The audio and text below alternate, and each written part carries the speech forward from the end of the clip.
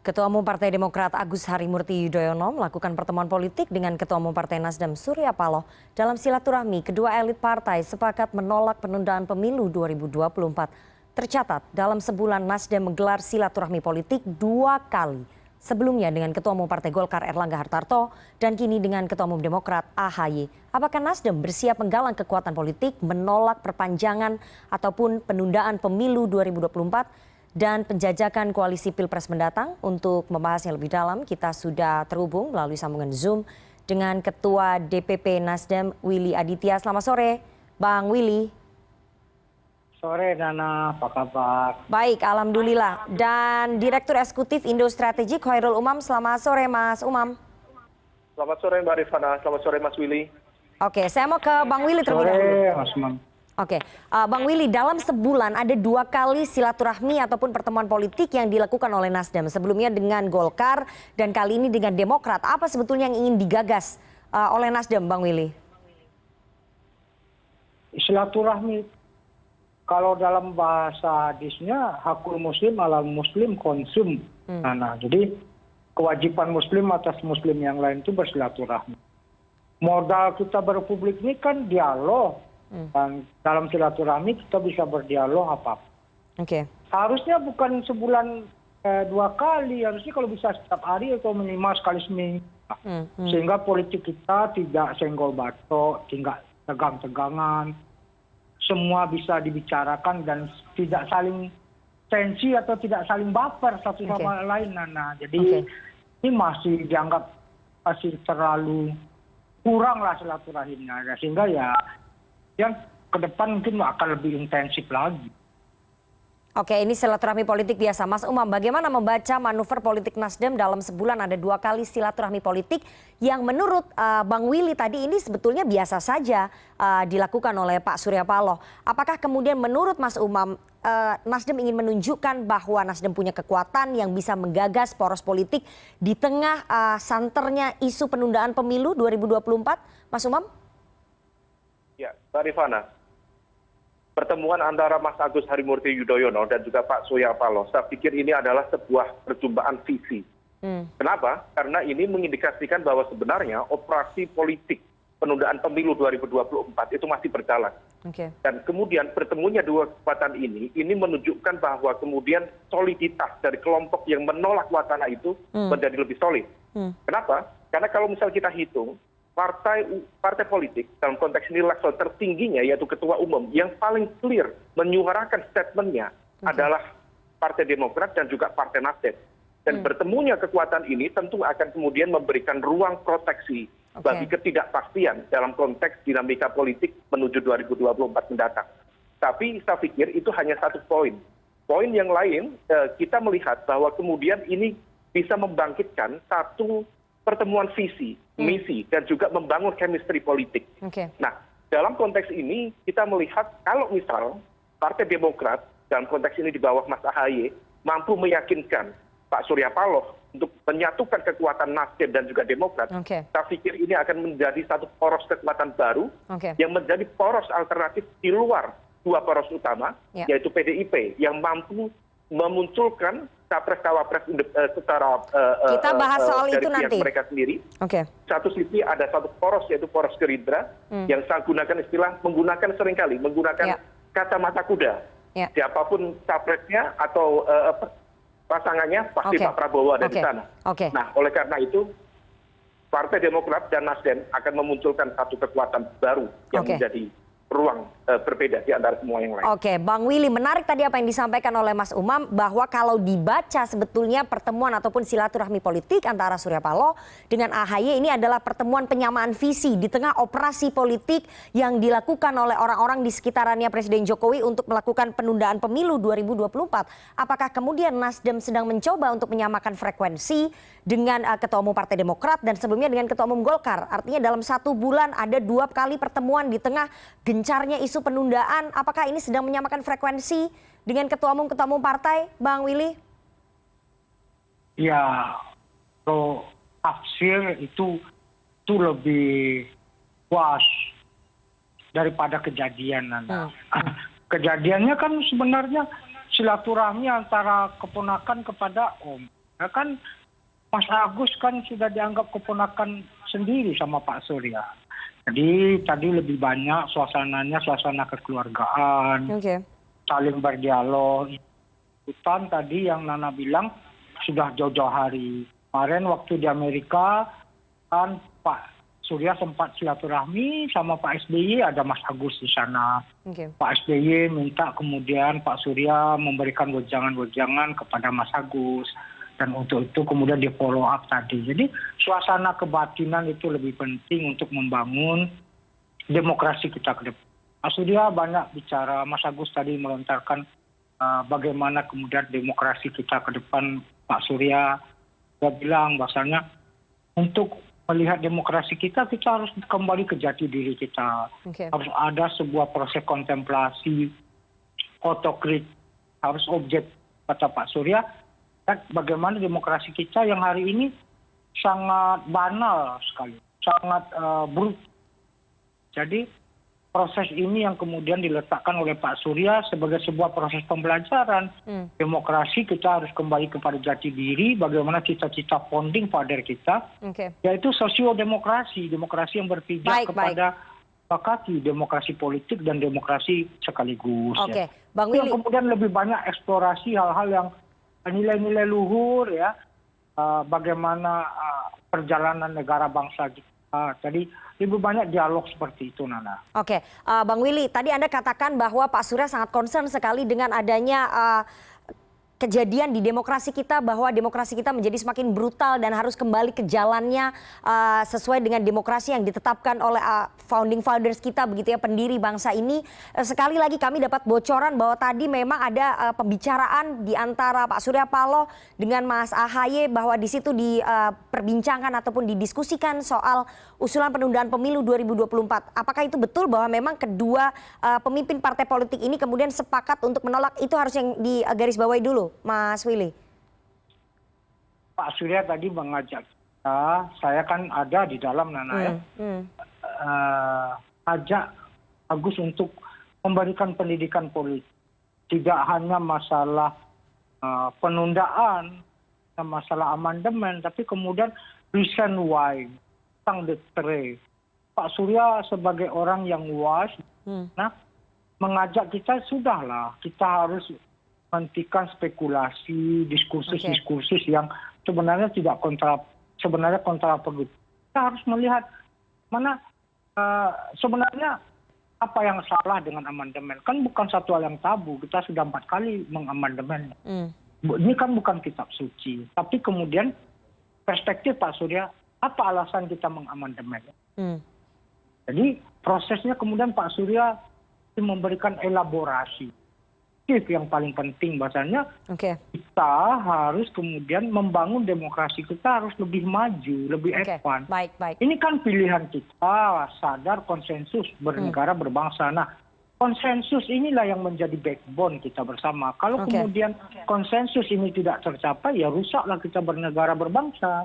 Itu pesan Pak Surya tadi. Oke, Mas Umam, kalau dibaca tadi penjelasannya Bang Willy begitu ya, soal kemudian demokrasi yang brutal, kemudian demokrasi harus kembali ke ketetapan yang dibuat oleh founding fathers kita, kemudian tadi soal amandemen juga diberitakan ataupun diperbincangkan. Kalau kita tanyakan ya Mas Umam, seberapa krusial sebetulnya posisi seorang Surya Paloh dan Partai Nasdem sampai didatangi Ketua Umum Golkar, kemudian Ketua Umum Demokrat terkait penundaan pemilu 2024 ini. Apakah kemudian Surya Paloh akan menjadi poros politik, menjadi kingmaker dalam penundaan pemilu 2024 ini? Mbak Rifana, itu sangat kuat. Tetapi saya juga bisa memahami kalau misal dalam kesempatan ini, Mas Willy mencoba untuk menyampaikan jawaban-jawaban yang sangat safe, sangat aman. Kenapa? Karena memang mencoba untuk membangun stabilitas dalam konteks komunikasi internal koalisi. Kita tahu, Mas Agus Harimurti Yudhoyono adalah, kita anggap mungkin bisa menjadi bagian dari simbol pemimpin kekuatan oposisi. Sementara kemudian Pak Surya Paloh dengan Nasdem masih berada di dalam lingkaran koalisi pemerintahan. Maka bertemunya ini tentu tidak ingin kemudian dimiskomunikasikan oleh internal koalisi pemerintahan. Tetapi kita paham betul pertemuan visi, cara pandang, kemudian cara melihat persoalan dalam konteks wacana penundaan pemilu, saya pikir itu adalah sebuah pertemuan visi yang sangat baik. Kalau misal tadi ditanya, Mbak, bagaimana kemudian letak atau konteks strategisnya Pak Surya Paloh, tentu di level ini cukup baik. Tadi kita sampaikan, secara kekuatan di parlemen, memang Nasdem tidak masuk dalam level yang sangat tinggi. Dia masuk dalam level menengah. Tetapi, meskipun dia pada level menengah kekuatannya, tetapi memiliki integritas dan independensi yang harus diapresiasi. Artinya apa? Tidak serta-merta keinginan dari kelompok aktor-aktor di lingkaran kekuasaan mau dijalankan dengan serta-merta atas perintah dari mereka. Artinya apa? Ada kritisisme, ada independensi, dan juga netralitas dalam konteks kebijakan publik. Nah, inilah yang kemudian saya yakin ditangkap oleh Mas AHY untuk kemudian berjumpa, untuk menyampaikan persamaan visi, menyampaikan persamaan cara pandang. Oleh karena itu, kalau misal kemudian kekuatan dari Demokrat, Nasdem, ini mungkin satu pilar utama. Ini adalah komunikasi awal, dan tentu satu komunikasi kalau chemistry-nya terbangun, tentu kemudian akan berlanjut pada konteks koalisi. Kalau Nasdem dan juga Demokrat bisa membentuk kekuatan kita politik akan bahas dengan itu lebih chemistry lanjut yang kuat, nanti. saya pikir ini bisa menjadi bukan hanya game changer, Mbak, tetapi juga kita istilahkan itu semacam semacam game changer, dan juga policy maker dalam konteks ini kingmaker. Nah, oleh karena itu tahan tentu dulu, kita Mas Umam. bisa memahami Kita akan kalau bahas dalam lebih konteks lanjut koalisi nanti. belum bicara tentang siapa komposisi capres cawapres, itu terlalu dini. Kita akan bahas nanti seusai bisa jeda, terbentuk, Mas Umam. saya pribadi Tahan berkeyakinan dulu. Partai-partai Islam akan bermakmum di belakang kekuatan poros ini. Tahan dulu Mas Umam, kita akan kupas nanti lebih dalam soal penjajakan koalisi di pemilu 2024, karena tadi sudah ada satu frekuensi ya, sudah ada penyampaian visi dan penyamaan frekuensi soal penolakan penundaan pemilu 2024 antara Nasdem dan juga Demokrat. Apakah kemudian frekuensinya akan sama dalam kontestasi Pilpres dan juga pemilu 2024? Kita akan bahas usai jeda.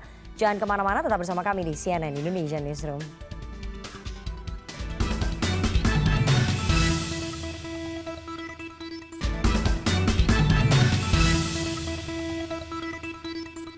Anda masih bersama kami di CNN Indonesia Newsroom, dan kita akan lanjutkan perbincangan kita dengan dua orang narasumber. Sudah ada Ketua DPP Partai Nasdem, Willy Aditya, dan Direktur Eksekutif Indo Strategik, ada Khairul Umam. Ke Bang Willy terlebih dahulu. Bang Willy, tadi kalau frekuensi soal penolakan penundaan pemilu 2024 sudah dicapai ataupun diputuskan oleh Nasdem dan juga Demokrat, apakah kemudian ada frekuensi yang sama penjajakan koalisi dalam pertemuan Nasdem dan juga Demokrat tadi siang?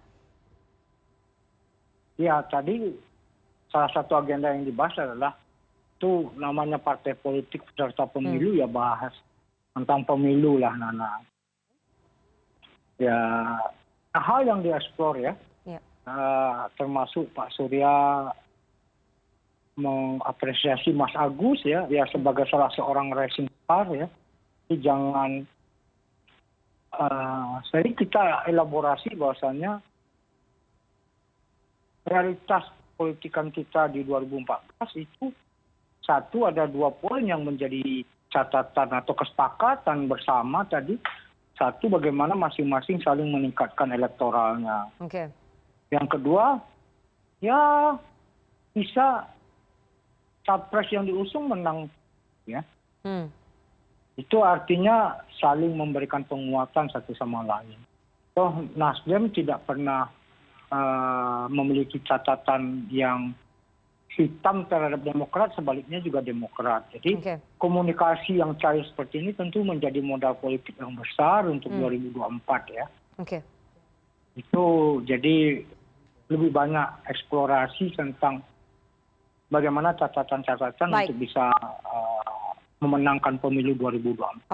Artinya ada penjajakan. Soal figur pilpresnya, itu kita belum masuk ke sana. Tapi tadi sempat Pak Surya bertanya apakah posisi Mas AHY seperti apa ya, yang kemudian menjadi suatu hal yang sangat terbuka ya.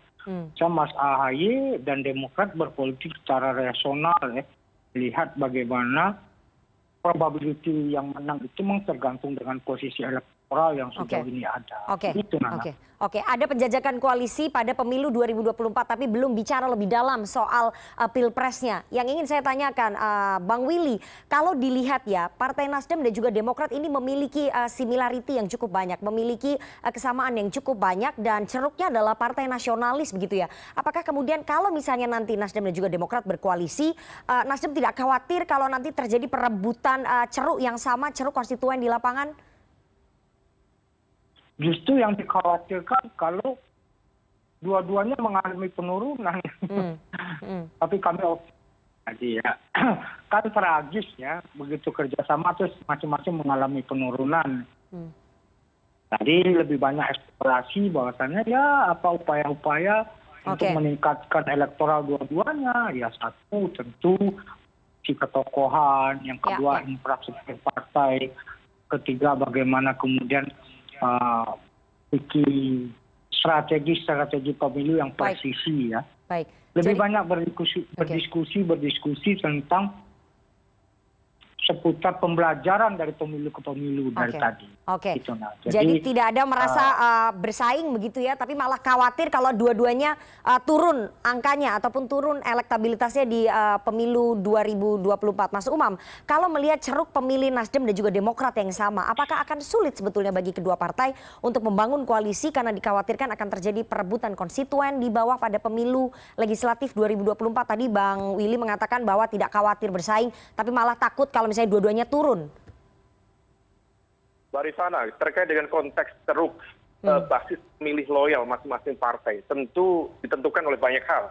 Mulai dari penguasaan teritorial, kapasitas logistik, dan juga yang terpenting adalah kesesuaian terkait dengan pilihan capres-cawapres. Karena fenomena coattail effect atau efek ekor jas itu real munculnya, itu real impact-nya.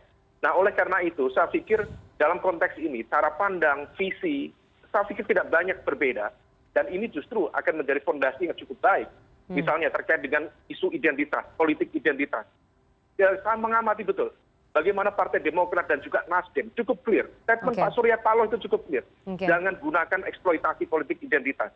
Yang mana dalam pemilu dan juga pilpres 2014, 2019, eksploitasi politik identitas itu cukup sangat-sangat luar biasa. Baik dalam konteks poros kanan, ekstra atau saya istilahkan hipernasionalis, dan juga di poros kiri atau sebaliknya, yaitu di kekuatan Islam. Dalam konteks ini tentu dalam konteks Islam konservatif. Nah, oleh karena itu terbentuknya kekuatan poros tengah ini yang kemudian diharapkan bisa mengembalikan nature dari demokrasi itu sendiri. Nah, oleh karena itu tentu di level ini kita berharap ada kekuatan-kekuatan yang sama yang kemudian menguatkan poros tengah. Di level ini saya mengamati betul bagaimana kemudian kepiawaian atau kapasitas diplomasi politik Mas Ahaye sebagai politisi muda misalnya, dia memiliki kapasitas untuk menjangkau dan juga mengonsolidasikan sel-sel politik yang kemudian ada di sekitarnya tanpa ada beban. Nah, oleh karena itu dengan Pak Surya Paloh, dengan elemen-elemen yang lain, tentu kalau misal kemudian kelompok tengah ini bisa dihadirkan, tentu polarisasi yang terjadi pada Pilpres 2014, 2019 kemudian tidak terjadi. Oleh karena itu saya pikir ini menjadi satu nature baru yang kemudian bisa memberikan perubahan. Jadi poros perubahan bagi demokrasi di Indonesia yang lebih baik. Ya, poros perubahan, poros tengah itu tadi statement yang cukup menarik yang dianalisa dari Mas Umam. Bang Willy, poros tengah ataupun poros perubahan ini dalam pertemuan Pak Surya dengan Mas Ahaye kabarnya ada kesepakatan soal jumlah capres. Menurut kedua partai idealnya ada 3 capres dari 3 poros koalisi. Artinya poros tengah ataupun poros perubahan itu masuk hitungan? Ya, tentu probability itu masih terbuka sekali, Nana. Apalagi ini Belanda masih jauh. Yang terjadi adalah sejauh apa kemudian exercise itu terus-menerus ditangkannya. Kalau dialog, samaan, komitmen itu dari awal bangun, maka kemudian itu menjadi modal politik yang luar biasa untuk tarungan dan sekaligus membangun tahan ke depannya. Jadi tentu prasyarat-prasyarat konsolidasi koordinasinya menjadi sangat mutlak. Jadi tadi ini akan berlanjut mana? Ya. Akan ada pertemuan berikutnya untuk kemudian pematangan apa yang sudah menjadi introduksi hari ini. Oke, terakhir Bang Willy, saya ingin tanya, apakah kemudian sosok seorang Ketua Umum Partai Demokrat Agus Harimurti Yudhoyono masuk ke dalam radar capres-cawapresnya Partai Nasdem?